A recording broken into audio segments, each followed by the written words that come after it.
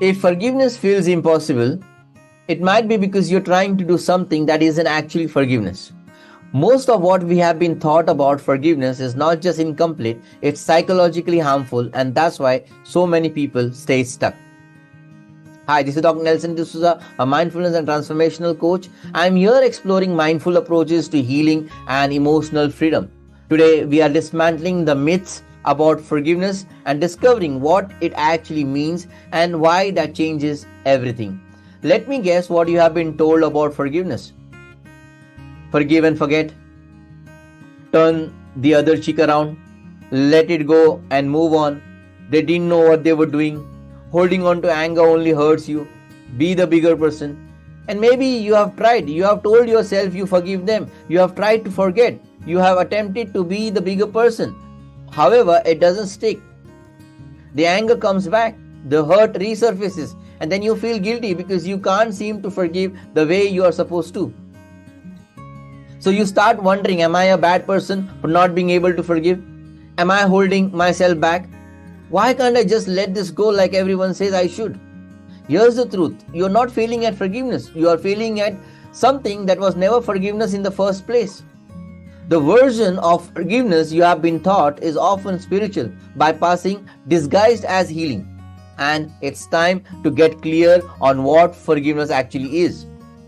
Let's start with what forgiveness is not, because these misconceptions are what make it feel impossible. Forgiveness is not saying it's okay.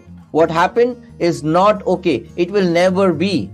Forgiveness doesn't require you to minimize, justify, or excuse what was done to you. You can forgive someone and still acknowledge that what they did was wrong, harmful, and unacceptable. Forgiveness is not forgetting. Your brain is designed to remember threats for survival. Trying to forget is not only impossible, it's dangerous. Forgiveness means you remember what happened without being emotionally hijacked by it every time the memory resurfaces. Forgiveness is not reconciliation. This is the biggest misconception. You can completely forgive someone and never speak to them again. You can forgive and still maintain firm boundaries. You can forgive and still remove them from your life. Forgiveness is about your internal freedom, not about restoring a relationship. Forgiveness is not weakness. It's not letting them win. It's not being a doormat. In fact, forgiveness requires tremendous strength because it means you are choosing your peace over your need to be right, your need for revenge, or your need for them to suffer. Forgiveness is not immediate. It's not a one-time decision. It's a practice. Some days you will feel free. Other days the anger will return. That's normal. Forgiveness is a direction you move in, not a destination you arrive at once and for all. Forgiveness does not require an apology. We covered this in video 2, but it's worth repeating. Your healing cannot be dependent on someone else's awakening.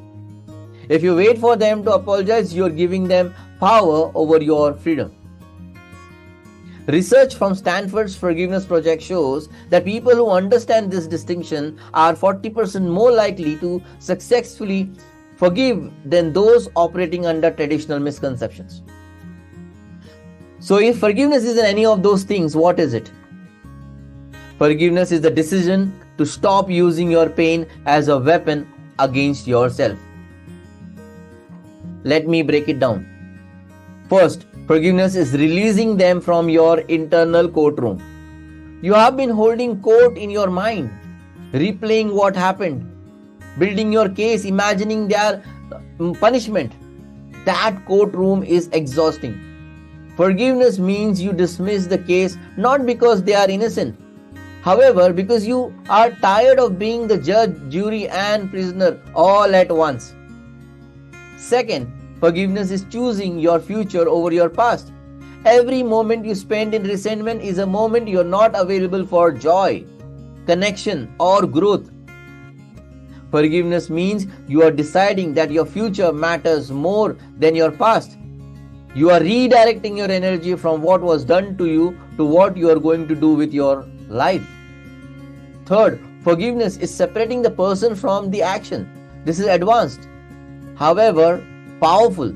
Someone can do something terrible and still be flawed human operating from their own wounds. Forgiveness doesn't excuse the action. However, it releases you from the need to demonize the person. They are not a villain in your story. They themselves are hurted. In return, they hurt you. That perspective shift is liberating. Fourth, forgiveness is reclaiming your power. When you hold on to resentment, you are giving them ongoing power. Your emotional state, they're living rent-free in your head. Forgiveness means eviction. It means you don't get to occupy my mental and emotional space anymore. Fifth, forgiveness is a gift you give yourself, not them. You. It's not about whether they deserve it. It's about whether you deserve peace, and you do.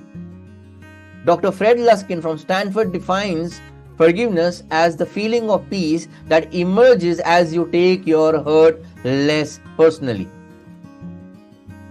Take responsibility for how you feel and become a hero instead of a victim in the story you tell. That's it. That's forgiveness. It's an internal shift in how you relate to what happened. So, how do you actually practice this version of forgiveness? Step 1. Name what actually happened. Not the story, not the interpretation, the facts. They said this, they did that. Separate fact from meaning. Step 2. Acknowledge the impact. This hurted me. This changed me. This affected my life in these ways. Don't minimize. Full acknowledgement. Step 3. Recognize their humanity without excusing their actions. They were operating from their own pain, limitations, and wounds. That doesn't make it okay. However, it makes it understandable. This is not for them. It's to free you from the need for them to be a monster. Step 4. Make the decision. Say it out loud. I am choosing to release this person from my internal courtroom. I am choosing my peace over my need for revenge. I am choosing to stop letting this define my future. You might need to say this daily. That's the practice. Step 5. Redirect your energy every time you notice yourself back in resentment. Ask, what do I want to create with this energy instead? And then consciously redirect it towards something life-giving. Here's what changes when you understand forgiveness correctly. You stop feeling guilty for not forgiving and forgetting. You realize you can forgive and still protect yourself. You can forgive and still be angry sometimes. You can forgive and still seek accountability. Forgiveness becomes something you do for yourself, not something you do to yourself. It stops being a moral obligation and becomes an act of self-compassion. And most importantly, you realize that forgiveness doesn't change the past. However, it absolutely changes your future. It's the difference between being defined by what happened to you and being defined by how you choose to respond.